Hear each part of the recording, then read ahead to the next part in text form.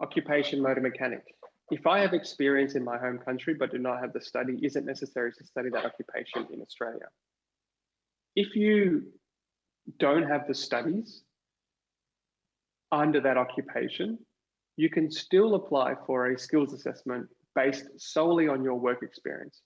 What we're looking for is 5 years of work experience as a minimum, as a motor mechanic, in order for you to receive a full skills assessment.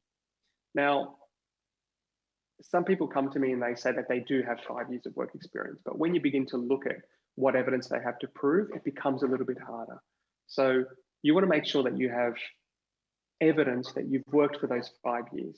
Evidence could be pay slips, it could be an employment contract, it can be evidence that you've received a salary into your bank account. It can also be a letter from your employer confirming that you do have those 5 years of work experience.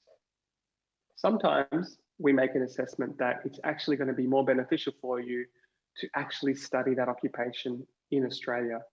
Even though you have the work experience and you probably may be a professional back in your country, it's still beneficial to undertake the study in Australia. And the reason being is that you now have a very clear pathway to make your, you have a better chance of applying for an independent skilled visa or being sponsored by an employer under your occupation with the studies based in Australia and your work experience overseas. So that's something to think about as well if you don't have the study, but you still have the work experience.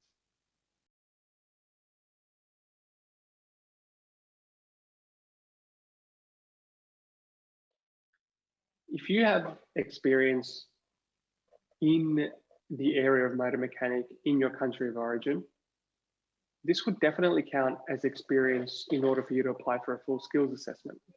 However, you need to make sure that you do have evidence of that work experience in the country of origin that you're in. So what we're looking for is ensuring you've got a minimum of 5 years of work experience. But also, if you have the study as well, that's even better because that makes it, you only need to prove 3 years of work experience. So having work experience in your country of origin can help you as well in order for you to look at being sponsored by an employer. So that's another pathway that exists for you as a motor mechanic. You just need to make sure that you have the relevant qualifications. You've got 2 years full-time of experience in the last 5 years. And this would make you a strong candidate to be sponsored by an employer, because this work experience counts and it's useful for the employer-sponsored visa.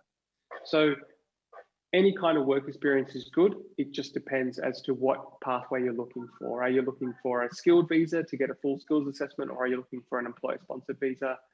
It's important to make sure that you know exactly what visa you're going for and what your options are.